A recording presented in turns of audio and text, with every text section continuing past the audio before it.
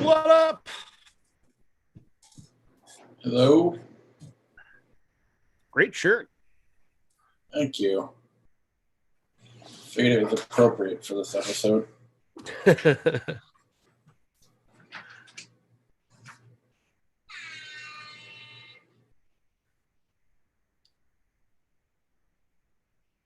right.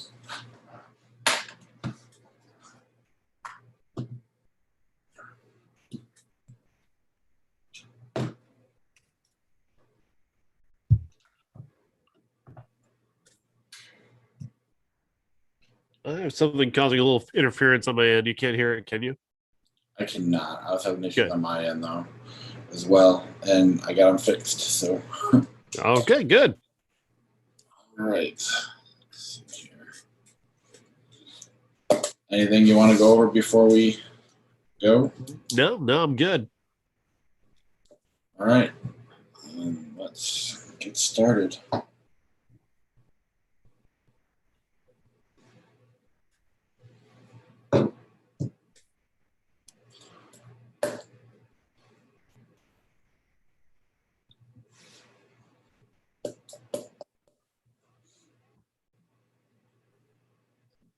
Welcome to the Everyone's a Critic movie review podcast. I'm your co-host, Bob Zerl.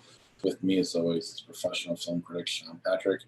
Visit us at IHateCritics.net, Everyone's a Critic Podcast.com. We're on Facebook, Twitter, Instagram. Our handle is CriticsPod.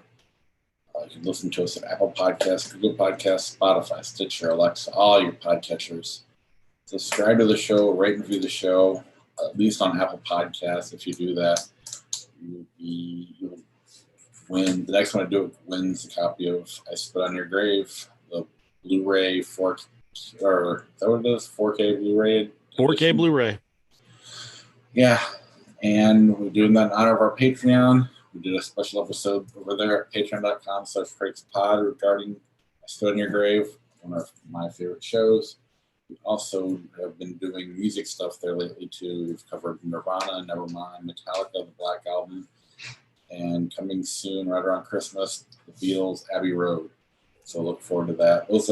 Those three are only on Patreon so far, and they may stay that way. So if you want to hear those, head over to patreon.com/CriticsPod. Get yourself a credit on the show and hear those bonus episodes. And then TeePublic, IHateCritics.net.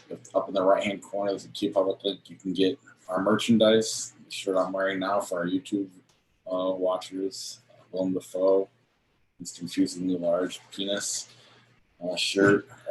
Cameron Diaz's shoulder shirts there. The Lord of the Fitbit Plus, our logo and other items are there as well. So TeePublic, search Critics Pod, or go to IHateCritics.net. Click on the TeePublic link. You can sell some merchandise. Let's see here. Let's jump right into our show. All right. Unless you have anything you want to go over before we do No, that. not really. All right, let's just start with the big one. The super spreader event of the year, Spider-Man No Way Home.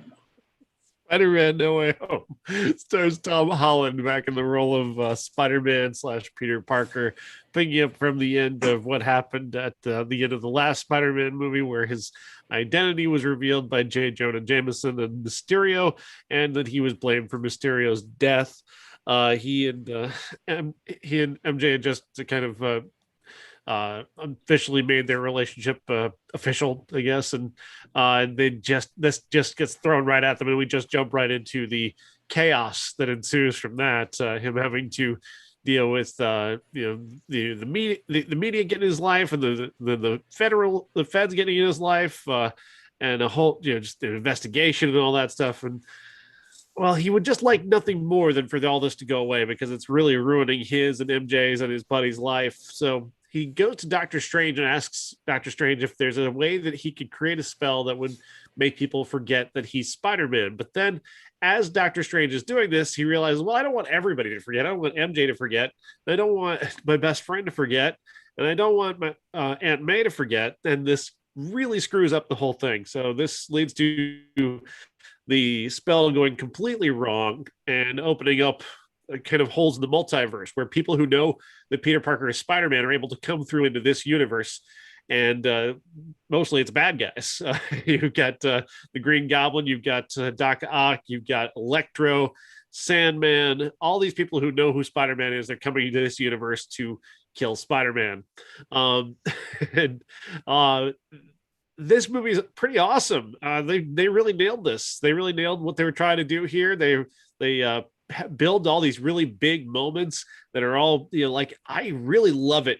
I don't understand. I saw somebody complaining about this on Twitter, like people cheering at a movie. And I feel like that is weird, but at the same time, I loved it here because the cheer felt earned. It felt like something that we built to, and it was this really big explosion of emotion. It reminded me when I saw Star Wars: The Phantom Menace back in '99 at the midnight screen, the very first show. People just went crazy and started clapping when they saw the opening crawl, and I just love that sort of explosion of energy from a crowd. It just feels right, and the movements that this builds to with those big explosive cheers, I loved it. I was really into it. I didn't cheer myself, but I was, not because I'm just too cool, but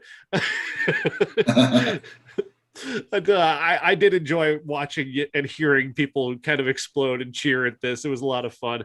I really thought that that the director here, John Watt, did a tremendous job of building to those moments and building off of those moments, taking those big moments and building them into something, using characters that you thought maybe might just be a cameo and building them as part of this story and making them important to telling the rest of this story and how it plays out.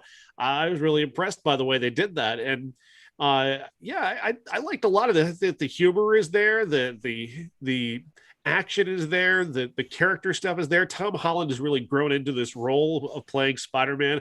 I find him to be ever more entertaining and interesting, and he's really fleshed out the character. And I really love the ending. The way he comes to his end is it's very reminiscent of several of the comic book stories that I've heard about the way that they play out Spider-Man's life and with MJ and his family and so on. This is the kind of thing that happens to Spider-Man in the comic books a lot, and I like the way they did that here. I was really impressed. I like this whole thing. I hated this whole thing. And more than like last week, we talked about Moulin Rouge and how I'm just not into musicals, but I could find the good things in it. And it's the same thing here. I'm just so done with this crap. It's been too much. Everything you're saying is fine and true. I don't disagree with it, but I don't know. I was just kind of, when you're introducing the multiverse, which again, I just feel like I'm too cool to even be saying that phrase. So let's just go. You know, that's the kind of feeling We I need to have. call Josh right now. Possibly, but it's like, yeah, I just felt like it was really weak. I think the direction was fine. I thought the story was a little weak getting there. Hmm. They explain it all, but it has me rolling my eyes a little bit too much. Uh, that it's just too simple, and even the spell is just like, it's funny, I guess, but come on, if you're making that kind of spell, you're really not going to be doing it like that. You know what I'm saying? You're going to have all that stuff well thought out, and it's not going to even happen. Uh, and then I'll be honest with you, it annoyed me that the whole thing was about uh, saving the bad guys versus sending them back. That was just very much like, come on, man. This is That's at what first. Spider-Man. Naive optimism is what Spider-Man is all about. I guess, but that was more Aunt May than anything. And then it's just, we're already complaining about the lack, at least I have been since Avengers, the second one, where they were afraid to kill off innocent people because that's just not what you want to see. Meanwhile, they have these World War, Universe War events going on, and we're making sure nobody dies at all. It just takes me out of it a little bit. Obviously, I can't ask for superheroes to be real. That's silly. So I understand that. But the one thing I liked better about the DC movies, and I was in the minority on that, I don't know. I just had a hard time getting into it. I'm not a fan of cheering in movie theaters ever since Force Awakens. That was a little different, though. That felt more like an episode of Full House where, all right, here's Joey, and everybody cheers when he walks out there. So that was a little different. This one did feel more earned than that. But even then, it was just like, I don't know. It still was annoying. And I don't know. I'm never in the movie, so I'm sitting here analyzing it from a distance. Yeah. It's all about generations to me. You got your baby boomers in this movie, you got your Gen X in this movie, you got your millennials in this movie, you got your Gen Z in this movie. And it was just like, if you would just listen to Generation X from the get-go, you have no problems. Everything's fine. Right. The baby boomers go off with a stupid idea of saving freaking Green Goblin and gets themselves in this whole mess to begin with. And then even Tobey Maguire later on ends up being the Spider-Man with the most reason. So, now I'm sorry, was that a spoiler alert at this point? With this much money as they've made, I gotta imagine. Yeah, I guess we can do it. I've been avoiding spoilers, but yeah, I guess we can go there. I apologize. I just shoot it from the hip. That said, what worked for me is having seen The Power of the Dog. I've never liked Benedict Cumberbatch until then. Yeah. And so now it works better for me, and he was my favorite character in the whole movie. And I think MJ, is it Zendaya? Is that her name? Yeah, Zendaya. I think she's kind of a standout star, and she's been doing things up until here. But I really think she really shined in this movie to the point where I think she's going to probably be the most famous person coming out of this movie in the next 5 years. I mean, it works. I get it. I'm sick of it. It's 2.5 hours, and I suppose. Go ahead. Go ahead. You please. I suppose they did it better than most, and at this point, we've done so many movies in this universe that it was fairly coherent considering. I mean, it was completely coherent considering that. I think that's impressive in and of itself. I have a hard time enjoying these movies anymore, I guess. So yeah, I thought that I was thinking that kind of going into this, but then, you know, what helped this, I guess, is how I reacted to like Jungle Cruise and Free Guy and Red Notice with these big bloated dumb blockbusters that I hated because they're just so derivative and annoying. This one was different just because it was sunnier and it was quicker. It had a better this is just a better blockbuster, like a better way to do a blockbuster. Like the fan service moments were strong, the pacing is better, this is just better directed.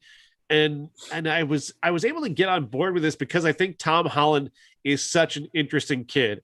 I find the evolution of the way he's played this character to be so strong, that he carried it for me. He carried me through, being a little bit nervous about how they would get all this big stuff in and get it all done, and all the fan service stuff. And I was really impressed by him in this movie, so that really helped. But overall, I just thought this felt like a real blockbuster as opposed to those other movies that it just felt like lots of money thrown at something that was going nowhere.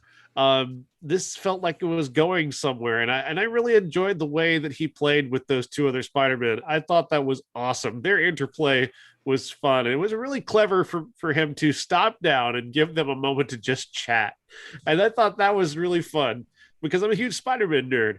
I love this character. I've come around on this character a couple times. I don't know if how I loved the first two times that Tom Holland played him, but I can't honestly remember the other two movies. But I was, for some reason, I don't know what was going on with me Saturday. I watched 5 Spider-Man movies in a row because I have no life. And I went back and I watched all of Tobey Maguire and both of Andrew Garfield, and I adored them. I had a great time. I think Andrew Garfield gets too much crap for his Spider-Man movies. And I really kind of liked him. But I've kind of liked everything Spider-Man's ever done. He's such an optimistic character. He's such a character that is naive but hopeful. He's got well-defined characteristics, well-defined strengths. They don't continuously give him new powers that he's able to do. They live within a very specific universe with Spider-Man, and I really appreciate that. And yes, they added in the Doctor Strange stuff, and that's a whole other universe, but they've built that into the whole MCU, so I don't have a problem with that. Spider-Man doesn't feel out of place within that, especially this Spider-Man doesn't.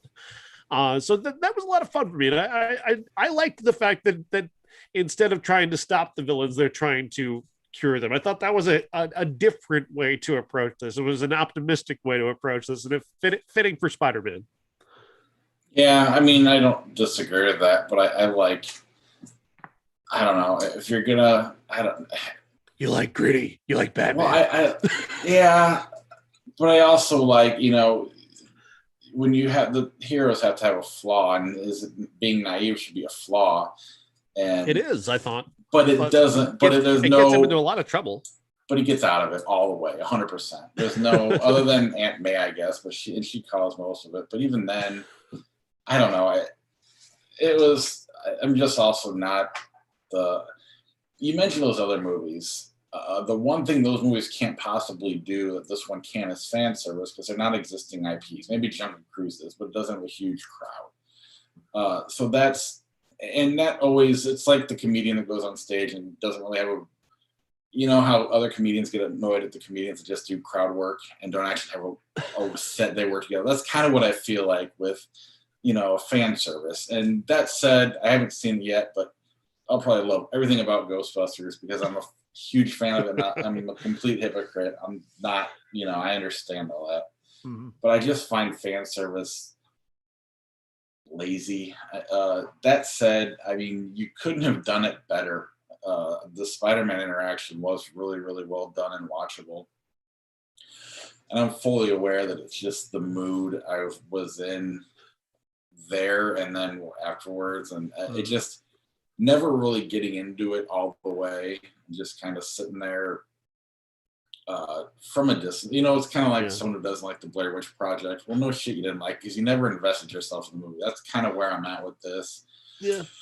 You're also worried about Omicron the entire time. I understand. That said, I really did like Doctor Strange because it was like he knew he was in a dumb movie and he had fun with it and he made it work.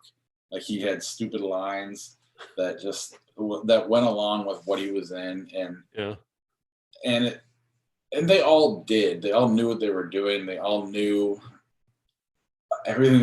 They all knew what movie they were in. You can't really ask for anything more in a movie like this. They all played it properly. Uh, I mean, I'm not a fan of the Andrew Garfield movies. There's things I like about them, but movies as a whole, I don't like them. But I think Andrew Garfield's a fantastic actor. Tobey Maguire, I haven't seen him in a while, but I thought all three of them were great here. And Yeah, Tobey Maguire is just he's special in this role. He's so kind and just so smart, and I just loved everything he did here. And I know it's entirely fan service, but those callbacks were fantastic. I enjoyed that a lot. I enjoyed all of that. Oh, but I really did. And then also being a member of Generation X and being that the best characters in this movie were from Gen X, I did appreciate that. And that the characters that really fucked shit up were baby boomers. That really made it better. You have the overwokeness of Gen Z that got them in trouble too. So all of it kind of, I liked that my generation was represented well with Tobey Maguire and Benedict Cumberbatch. So I can take that away. I watched the one after credits scene. Is there two or just the one? There's two. Yeah. Yeah, I left after the first one because I had a kid that had to go to the bathroom, so I could stick around for. I did see the first one though. The second one was just a trailer, basically, for Doctor Strange and the Multiverse of Madness. Cool. Yeah, which looks like it'll be a lot of fun. I mean, if nothing else, I was wondering how they're going to keep going, and they found a way. It's getting more and more confusing, but they're simplifying it enough that you either go along with it or you roll your eyes and you don't let yourself get invested like I did. So, well, then we'll get to another reason why I wasn't as big a fan of this, and I'll explain it in a little bit. But before anything else on Spider-Man, before we move on? No, I mean, I like it. I recommend it. Is it great cinema? Of course not. No, but it's a lot of fun. It's candy. It's pure candy, and it's good. It's good candy. High quality candy. Yes. It's not that cheap shit you get at Walmart. That's right. The Novice. The Novice stars Isabelle Fuhrman as a woman who is obsessed with being the best at everything that she does. And this obsession drives her to do things that are a danger to her and perhaps others at times. The story goes that this woman is in college, and she's made it to college in a way that, you know, she had to be the best in high school. She had to be better than everybody for whatever reason. She's just driven for that. And now she's in college and she doesn't feel challenged enough. So she decides to go into rowing. And if you know anything about rowing, rowing is one of the hardest things that a human being can do. It is a sport that will break you in half. It is impossible. Most people who go into rowing because their family was in rowing and they did it from like childhood on. Like it's just something that you just don't choose to do at just randomly. But she chose to do it at random because she wanted to do the hardest thing she could possibly do at the hardest moment of her life. And so she joins the rowing team, and she begins to do this physical activity that is just nearly impossible, but she's driven to be better than everybody else because that's just this weird mindset that she has. And it is fascinating to watch. Isabelle Fuhrman is incredible in this role. She's so driven and so bizarre and unique and fascinating that you cannot take your eyes off of her. Like the trailer, like somebody commented here on this poster that we're looking at, Fuhrman is a force of nature. You're damn right she is. She's incredible. She is so driven, and she gets you to this place, this mindset of somebody who maybe you've seen before, who's just, they don't stop. They're so relentless and you can't understand it. Like you would like to maybe be driven in this way in some aspect of your life, but you also want to have a life. She has no other life. Doing this and becoming the best at this is the only thing for her. Because she's already the best in school. She's already the best at other things. She's already, surpassed other people. And you don't even know why. she's like this. Like, you don't even really know why she's driven to be this way. She just is. And that is fascinating. And that's why I really love this movie. She's such a unique, singular character. And oftentimes you don't even really see this in a female character. These types of unsympathetic portrayals of women. She's not a sympathetic character. She's not somebody who will allow you to feel sympathy for her in any way. And that is fascinating. Is she a likable character, or is it just, are you watching the journey? You're just kind of watching the journey. She's attractive. She's brilliant and fascinating, and she's sexy. You know, she has she's bisexual. She's got multiple, sexual partners that she kind of visits throughout, but she's also in sex. She's kind of driven to be the best at that too, which is kind of a fascinating way to approach sex. I kind of enjoyed that. She's like, I'm doing this because I'm supposed to do this, and I'm going to do it the best of my abilities. Like, it's another aspect of the character, which is so great.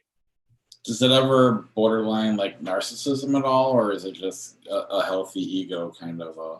It's not healthy. It's not healthy at all. I don't know if it's narcissism that I don't really. That's the thing, is they don't really give you any clue as to what it is that makes her do this. Like, she's just compulsive, just desperately compulsive, as if not being the best would stop her heart. Like, if she didn't have a purpose, she might not continue. Yeah, like a narcissist would sign up for it but be bad at it. But they just like, I do the hardest thing in the world. Yeah, we'd be the worst one on the team. So I guess that's the difference between. So yeah, she doesn't really care what other people think. She's like benchmarks. Like, when she finds out what the best number is, that's the number she wants to get. It's all about the number, the next best number. She's got to get to the next best number.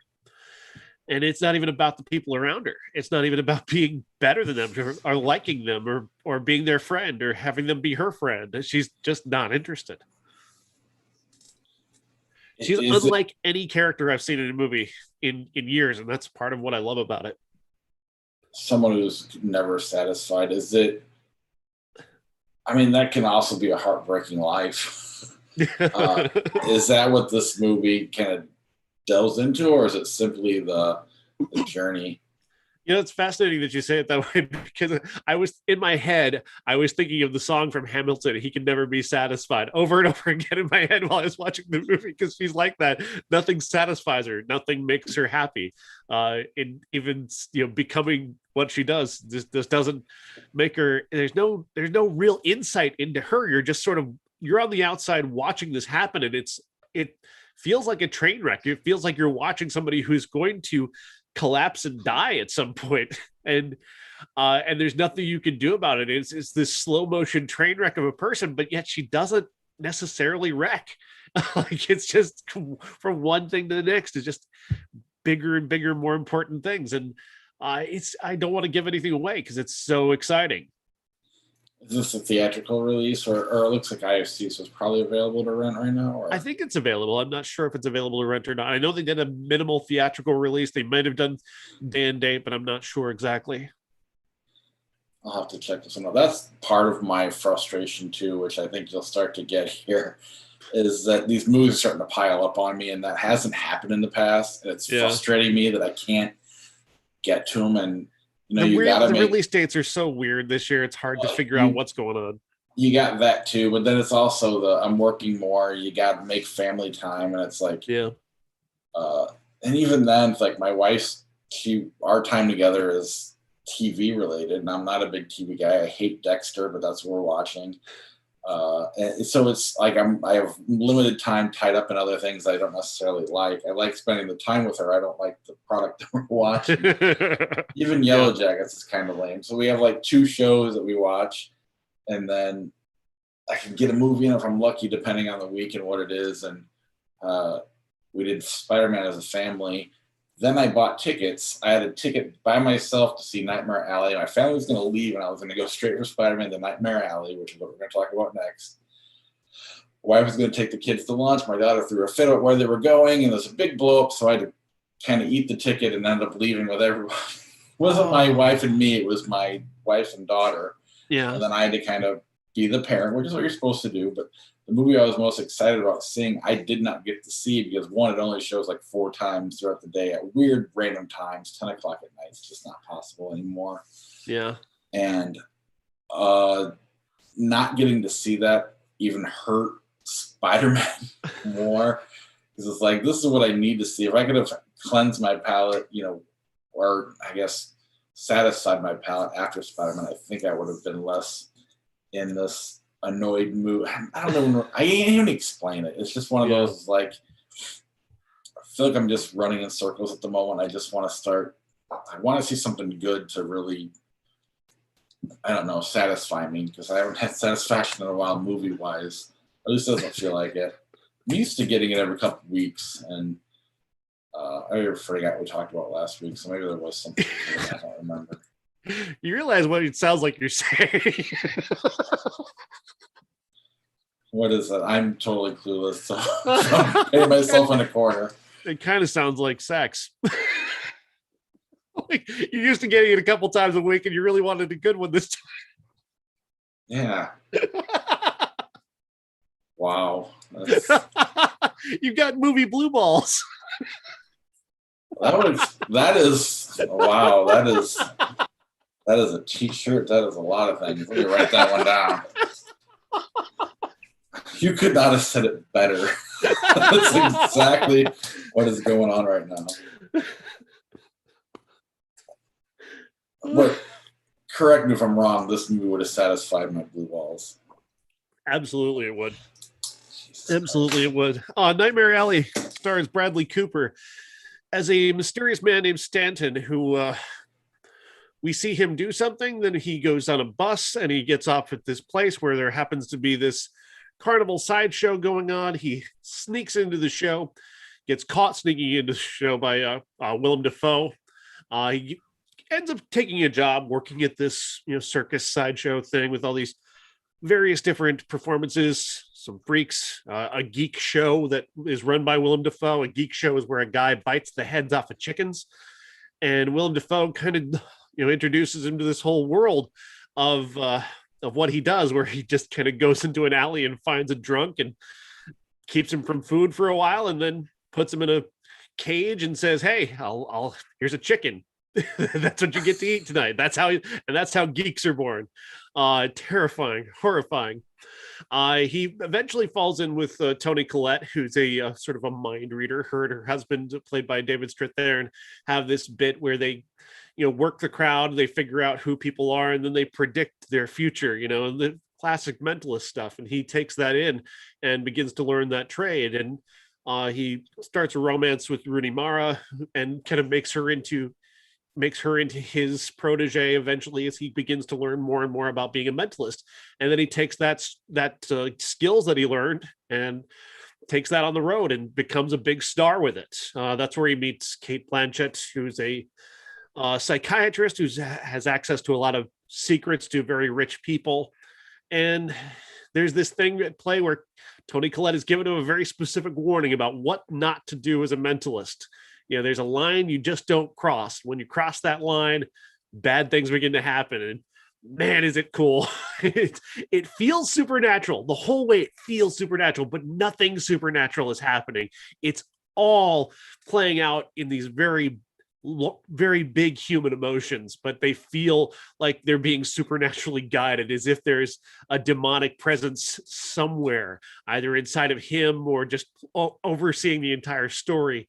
Richard Jenkins maybe has this kind of evil quality to him, but again, it's all human. There's no supernatural element to it.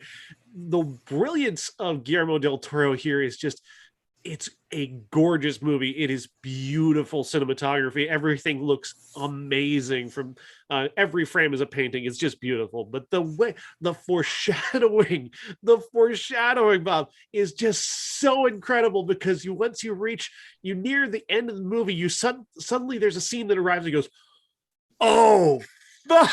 Like, it just reveals the whole thing. It's so fucking awesome. I love this movie so much. Yeah, I can't wait till I get to see it.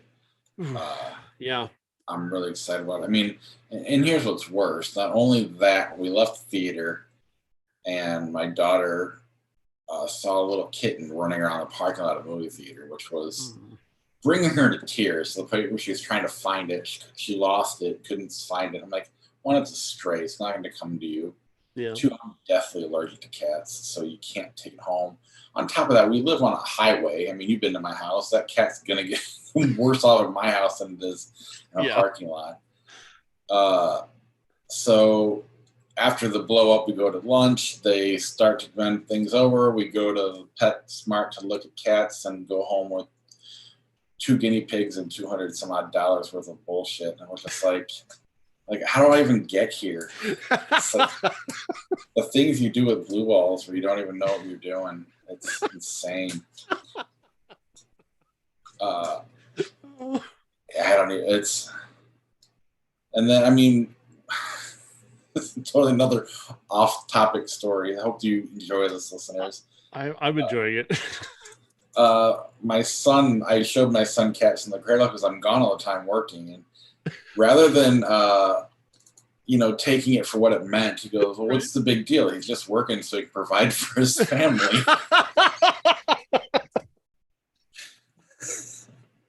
And now he loves the song, sings it all the time, but has nothing derogatory towards me with it at all, which I guess makes me feel good. But at the same time, it's just like, I don't know. Wow. I love that you set yourself up for that. Well, I mean, how do you not feel guilty? And that's part of why I didn't go to the movie, even as much as I want to. This is a huge sacrifice for me, on an individual level. Yeah. Which is something I've been struggling with over the last year. Then you throw in COVID and the lack of the way movies are released, just make it really complicated. And then sometimes it affects your mood, and you don't like a friendly Spider-Man movie for no reason at all when you analyze it to death. You go through a generational war in your head rather than watch the movie. But I can't wait to see Nightmare Alley. Yeah, go see it this week. Go see it anytime. It's awesome. Yeah. And then I didn't watch this one either. This looks fantastic. Swan Song. Swan Song stars Mahershala Ali as a man with cancer who is dying. This is set in a future, set in the near future with some very realistic technology that basically would allow him to be completely cloned and all of his memories, everything, him to be fully replaced. He dies from cancer, and this clone goes on and carries on with his wife and his son, and they don't even know he's gone. And this, of course, is all about existential dread and about a man wanting to make sure that his family is able to be happy after he's gone, even though he technically kind of won't be gone. Wonderful questions and an incredible performance by Mahershala Ali. We talk often about actors playing two roles. Here he's playing two characters, but they're the same guy, and he's got to find a little bit of a rhythm for each of them that is just ever so slightly different, so you can follow. Like they do well to differentiate them in terms of their clothing, but he does something to where he gives you just a little bit of difference between the two of them. And it's really wonderful to watch. He's such a great actor. He makes smart choices. And you wouldn't think this plot would be mostly just like one of those "what would you do" plots. Those they were popular they're still popular today, but they're really popular like in the 80s and 90s. Like they set up a scenario where the whole movie hinges on, well, would you make the same choice that the main character made? And I think he transcends that. He transcends the question. The question is essentially a gimmick. He transcends that by investing the character with so much heart and soul and so many interesting existential questions that it becomes more about him than it does about the gimmick. And that's what I really loved about this movie, is just how he does that, how he's just so smart. And there's a wonderful bit of casting with Awkwafina as a character who is another person who is dying, who has replaced herself with, she was one of the first people to replace herself with a clone. And he goes to see her clone and meets her and sees her living her life with her daughter. And the daughter seems to not know that this person has replaced her mother. And then he's having these lovely moments with Aquafina, who is not known as a dramatic actress, but who invests she's such an unexpected presence, and her and him are such an unexpected duo that they don't have any romantic chemistry or anything, just a fun friendship that allows them to have a sounding board for each other about this very strange situation. And then of course you add in Glenn Close, who is just so smart as an actress, and just so, she brings that Glenn Close energy to the doctor character. She's got a lot of big questions to answer as well, and she's trying to manage his emotions while he's dealing with this very big thing that he's doing.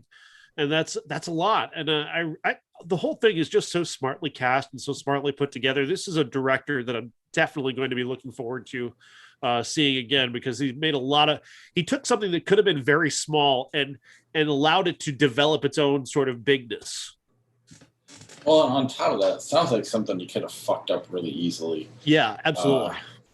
And that's really impressive. I haven't seen it, but it's available on Apple right now. Ali is one of the best actors working right now. He's been knocking out of the park right and left. And even Aquafina has kind of surprisingly had some pretty impressive roles over the last few years. Very true. I'm looking forward to seeing this one. This one just kind of slipped by me. But it's again, they're piling up. There's like 5 or 6, 7 movies that I need to get to watch for the end of the year. I don't need to, but I'd like to for my top 10. Yeah. Does this or Nightmare Alley fall in your top 10 at all? Nightmare Alley does. This one will be kind of outside the like a honorable mention sort of thing. Yeah, that's cool though. Yeah. I did, however, make time for our classic Knights of Cabiria. Knights of Cabiria is directed by Federico Fellini and stars Giulietta Messina as a sex worker in 1957 in Rome. The story is just sort of this episodic tour through her life.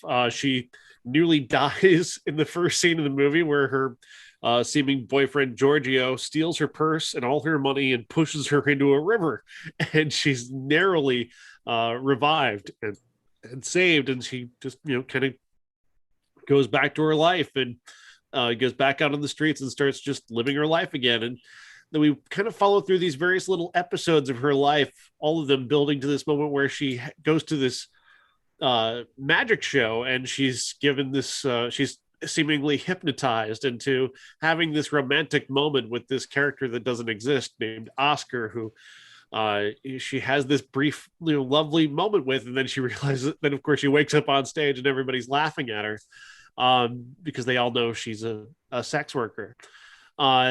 She then is met at the end of this by a guy who claims to be named Oscar, and he says that he says it's a weird coincidence, but I feel this very weird connection to you, and they begin a sort of a romance that takes place. He seems bumbling and sweet, but there's a dark sensibility that is flowing throughout this movie that is very, very real and very honest about her life and who she is. And she seems to be she's at the whim of fate, and fate doesn't seem to care for her very much. It keeps kind of doing little things to her to kind of to fuck with her. And what I love about what Fellini does here is that this is not a movie that feels like a thriller. It's not a movie that feels like a suspense film. But when you reach the end of this movie, suddenly the foreshadowing of what's happened before in the movie begins to come to the fore. There's a moment where she's selling all of her things and she's going to go run off and marry Oscar. And she has a line where she just says something about how she's given up all of this stuff. Like, she's got all of her money in this bag. And you're like, suddenly everything that's come before, like what happened with her and Giorgio, or what happened, that nice, actor that she met who was very kind to her, but also left her locked in a bathroom for a night. All these little things that happened to her, suddenly it becomes the suspenseful thing where it's like, wait a minute, is Oscar for real? And then she arrives and you see Oscar, he's got sunglasses on and he's acting very fidgety, like, oh no, what's going to happen here? He leads her into a forest and up a mountain. In the background, you see a river, and River Giorgio, the opening scene. You also have their caves around, and you're like, oh my God, the caves. She met a woman who lived in a cave, who she used to know, who was being helped by that very nice, man who was delivering things. It's like all of that stuff builds up to create suspense in this moment to where you're wondering, is she about to be murdered? Like is Oscar going to throw her off of this mountain into the river? And I was blown away by how just masterfully he weaves in all of this foreshadowing in these incidents that don't feel connected, but then they are in the end connected. All of it leading up to this really lovely, sad, poignant ending that is just absolutely perfect. This movie is so wonderful, and it's been fully restored by Rialto Pictures, and it's getting a theatrical release, and it'll probably be coming around on a brand new 4K Blu-ray DVD soon enough. And I loved this. This is the first time I've gotten to see this one, and I was really excited, and it paid off. I adore this movie. I had a fun little neat experience with it. Not enough to satisfy the blues balls. Like that's almost a separate. It's like I need a new movie to take care of that. But this one was one where we talked about that movie with Sandra Bullock last week, where it was just a series of bad luck to the point where you were exhausted by it. Yeah. And a lot of it was Hollywood tricks too to get you to feel for or whatever. And part of me was like, this is the same thing. And I was getting annoyed. I'm like, just because it has a name Fellini on it, that's why it's going to call it great. And as I'm trying to put my argument together, while I'm still watching the movie, and as things start to play out, it starts to dawn on me that, well, this is just a series of bad decisions. It's all about the human experience and the way humans react. And it just, no matter how many times they know, when they know the right decision, they still make the wrong one. And then I started to fall in love with the movie while making an argument to go against it. While watching it. I mean, this is a fantastic movie.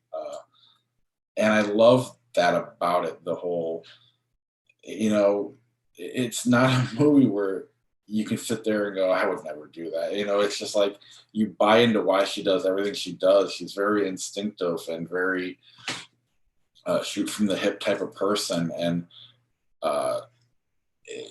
she just keeps making missteps, but you buy into them completely, and it's heartbreaking and suspenseful, and it leads up to a kind of a classic ending, or a classic famous scene, from what I understand, of how the movie ends, where they start to parade around her and all that. It was really kind of a fascinating, fun little ride for me to kind of go from finding a flaw that wasn't a flaw, and then for it to start to come together for me. I really, really enjoyed that about it. And it really is, the poster says a masterpiece. It really is. Yeah, it's fun. I was talking a lot about the foreshadowing that goes on, and there's a great deal of it. And that's what's really great about Nightmare Alley is the foreshadowing from beginning to end. It's almost like you can almost draw a line from this movie to that, although that movie is much darker and has a much darker and much edgier quality to it. This is a very fun movie at times. Like when she goes to dance the mambo with the actor, even though he's kind of a dick, she's throwing herself into it and having a great time. And there's a lot of opportunities here for her to really just kind of let loose and have some fun. And that helps to keep the whole thing very light. Even as the darkness is on the edges. Like, what is this woman going to do? How is she going to live? How is she going to maintain a life? What is going to happen to her in the future?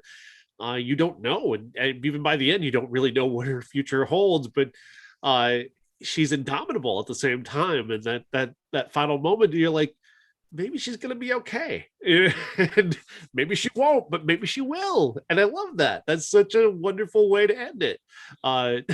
It's such a great movie. Yeah, they don't need to tell you. I feel like we're told too many times, and I like that more, where we can decide if she's going to be okay or not, and we want her to be. This movie definitely has you rooting for. Yeah. But I love that they don't feel the need to tell you. It really is quite good. I saw it on YouTube. Is that where I watch it right now? I watch it on Amazon. Okay, so regardless, it really is quite a movie. I definitely recommend people seeing that. And with the restoration that Rialto has done, the score by Nino Rota, which is incredibly famous, has never sounded as good as it does now. So, yeah, it's fucking. I can't wait to see the actual restored version. I've only read about how great that sounds, but I can't wait to see that and see the fully remastered version of this, because the version I saw that I heard was it was very old, very tinny, Right. and I can't wait to see this fully restored and hear that fully restored Nino Rota score, because it's so cool. That opening scene and that opening score is so awesome. Very sets that Italian mood so perfectly. Uh, yeah, I love this movie. I love it so much. It's so good, and I'm shocked I hadn't actually watched it until now. It does bum me out that like this isn't enough for me. Like I want this and more of my modern movies, you know. And there's something a lot of classic movies have that our modern movies don't. Some are. I mean, there's definitely great movies, and the 2021 has been a great year for movies, I think. But I don't know why. I just want more of. I want less IP and less blockbuster, and I want more of this. And meanwhile, I don't watch Swan Song, The Novice, or Nightmare Alley, and I watch Spider-Man. But it's what I'm craving, and I didn't get it this week, and it's my own fault. It's so wonderful about a movie like this, because it's so, what is the word I'm looking for? It's just not a typical movie. Like it's so much of it is just her and just her personality being expressed, and a movie just trusting you to follow along on whatever she's doing, and not trying to lead you by the nose, and not trying to the foreshadowing never hits you over the head, and it's just such an adult movie. Like it's such a movie that gives credit to the audience, that you're not going to get bored and walk away. Well, it's full blown art too. Yeah. You don't feel the studios saying, studio heads and people going, well, it needs this and this. And in fairness to Spider-Man, while it probably had that, I think they did a great job with that formula, and they made it work as good as you can. But it's still there. And there's something about that I just don't enjoy as much as I enjoy something like this. It's wholly original, very simple, but at the same time is so complex in its simplicity versus so simple in its complexity, which is what Spider-Man is. I don't know. I really adore this movie. I'm glad I made the time for it. At the same time, 1991 proves it's a shitty year by Bugsy, Father of the Bride, JFK, the three. And this is kind of the big week for movies. The next 3 weeks will be. And those are just let down movies. I don't know much about Bugsy. I haven't seen it in a while. It's overblown and not, Warren Beatty's really boring in it. There's nothing really. Annette Bening it does turn into big star performance, for like as she wasn't necessarily debuting, but she kind of steps onto the stage for the first time as a big name in that movie, and she definitely deserved her accolades for that. I believe she was Oscar nominated for that, if not winning. And she's the standout for that. But I find, again, Warren Beatty does not age well on this show. It's unfortunate. There are performances of his that aren't that bad, but I find him stiff. I find him to be not nearly as charismatic as many people have credited him with being. I think oftentimes, kind of like Richard Gere, I think we grew up in an era where people were like, these men are very attractive, and that's all we know about them.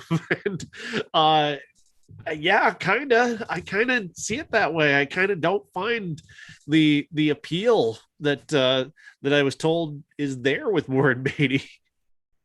Well, and what we've been told is not Richard Gere. He's like a level or two above Richard Gere. Yeah.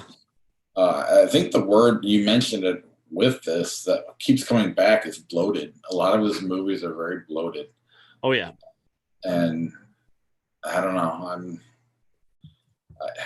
It's just turning into homework almost to whenever one of his movies pop up. Granted, we get like 5 years in between them, so it's not like it's all the time. But still. And JFK is garbage. Oliver Stone's movies tend to be garbage, but JFK is big budget, glossy garbage that is, trying to sell a really big bullshit lie. Look, I'm not a government shill. I don't believe everything the government tells me, but I believe science, and the science says that Oswald shot him. Sorry, guys. It just is that way. I know everybody wants to draw some bigger thing into it. The science indicates this guy shot the president. Sorry, I don't know why people just can't look at the very basic science of this. There was no magic bullet. There was no conspiracy. This guy did it. It's sorry. If it wasn't a true story, would it be entertaining? To you? Yeah. Yeah, with most of his movies, with the exception of a few, there's just another good word is bloated. He could use a good editor in a lot of his movies. Way too indulged by studios, just thinking he's going to make some sort of Oscar-winning genius. And I guess maybe he did a couple times. I don't know. I think oftentimes, like the concept that I keep coming back to, especially when it comes to around the award season, is people doing the most of something. Like Oliver Stone makes the most movie, like not the best movie, but he makes the most movie. And it's like, when it comes to like the best acting performance of the year, oftentimes it's somebody who does the most acting, not the best acting, just the most acting. And we see that play out year after year. Denzel Washington does the most acting in Fences, and so we got to give him an award. Whereas Bradley Cooper will do something like he does in Nightmare Alley that is so incredible and so subtle and so contained and brilliant that it'll never get noticed. It didn't even get nominated for most of the awards, and probably won't get nominated for any awards, but it's so not the most acting. Well, at the same time, awards, I mean, he got his award a couple of years ago. Guillermo del Toro did, so they're probably like, he's good. Let's give it to somebody else this time. Next week, we've got The Tender Bar, The Kingsman, and Matrix Resurrections. Our classic will be The Matrix. Oddly enough, we've never done that movie on the show, so weird. It'll be a good chance to bring that to the show. Another movie I hated the first time I saw. I have not gone back to it since, so I'm looking forward to see if my opinion will change. Maybe I'll go see something to cure my blue balls before I watch it, so I can enjoy it for what it is. I'm not letting that go. I like that. And then 1991 again. This is the year the best movies came out. This is the time of the year where the best movies come out. We got The Prince of Tides, Rush, Grand Canyon, and Until the End of the World.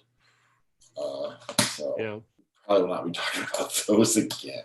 I think that's 3 months straight of us avoiding the 91 movies. Wayne's World comes out a little bit, so the 30-year movies do get better. Yeah. Let's go find some flick chart before we wrap this show up, if you're good with that. Yeah. And where are you?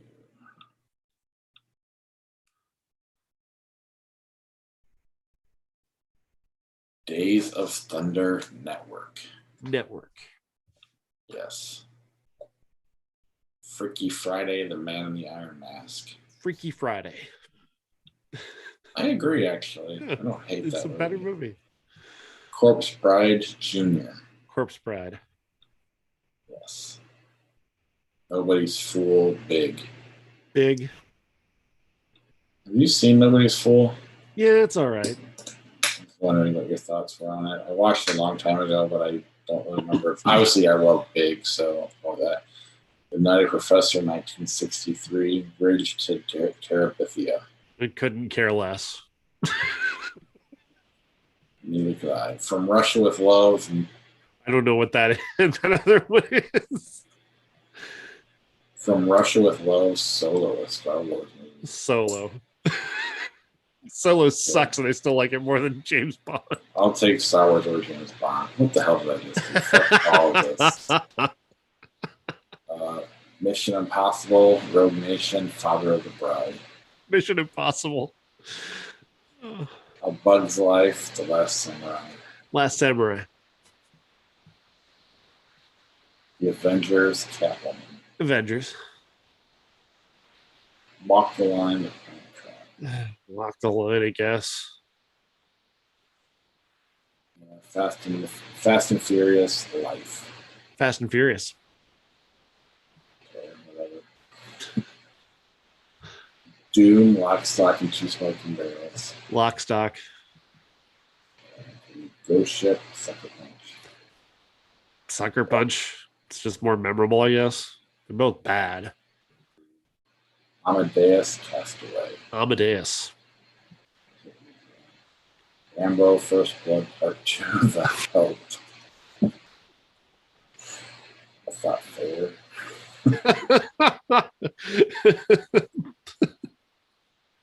Rambo. Oh, wow. Good. I've been listening to a lot of Viola Davis talking down about The Help, and I'm like, I can't watch that movie anymore. Good. I love Rambo 2. I hate Rambo 2. I hate them all, but Pure popcorn. Yeah. I mean, the other ones aren't helping. I'll be honest, the last two are not too good. Mary Poppins Returns, Room. Not Room. The Room, but Room. Room. Agreed. Dodsworth, 1936. Never heard of it. Seen that? Ted, Romy Michelle's high school reunion. I wonder if Ted would still hold up today. I don't know. I know it's only been 9 years. I laughed a lot at Ted, though, so Ted. As much as I love Romy and Michelle. I remember laughing a lot at Ted. Yeah, I do like both of them. Again, I haven't watched either one in years. 50-50, Father of the Bride.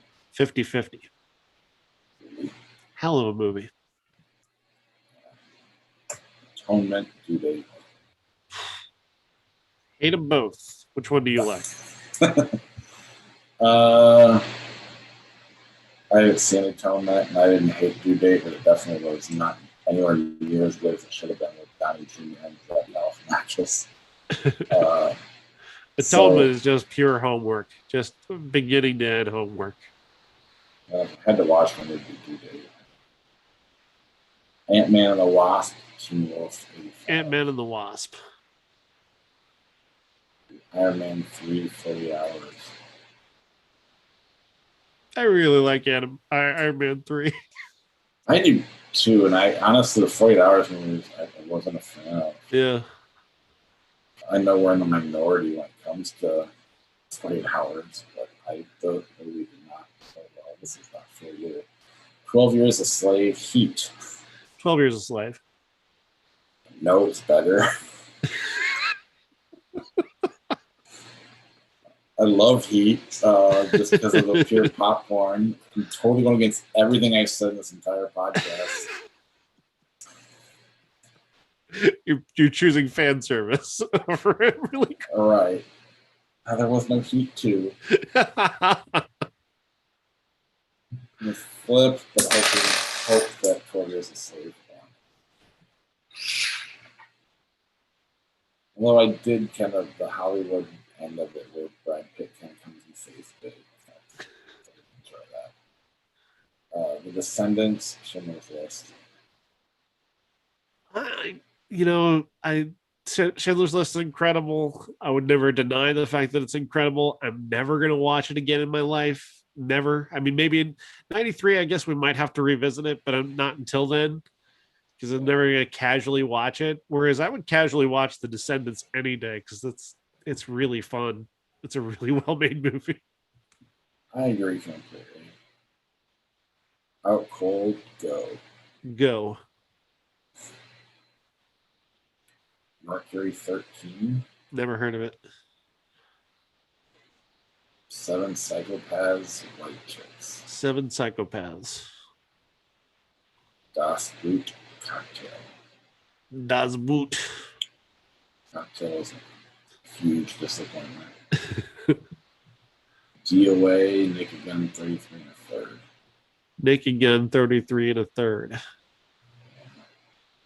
Attack at the Block. Attack the Block as good as it gets.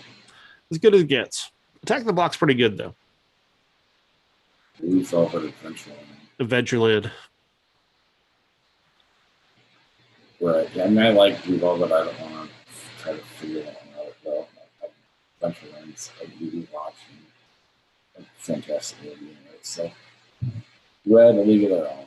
A League of Their Own. Creed, Super Troopers. Creed.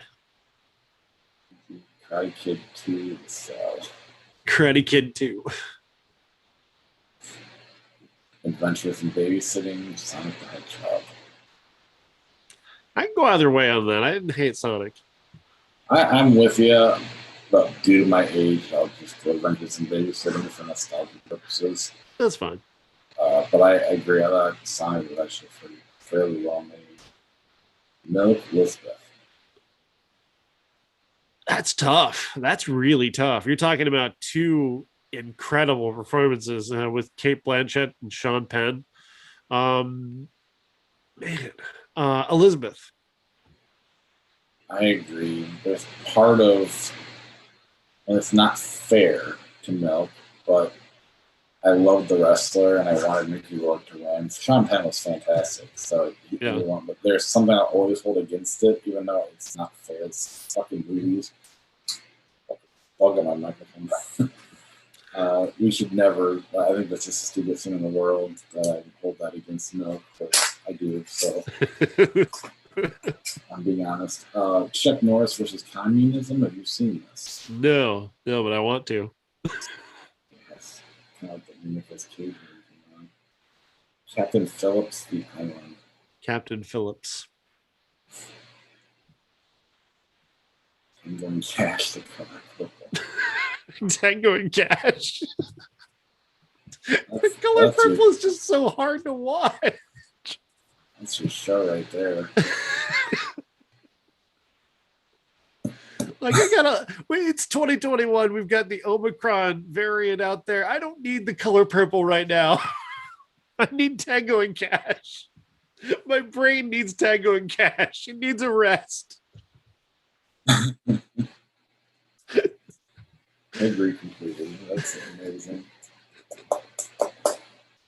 Oh, well, thanks for listening to me whine this week.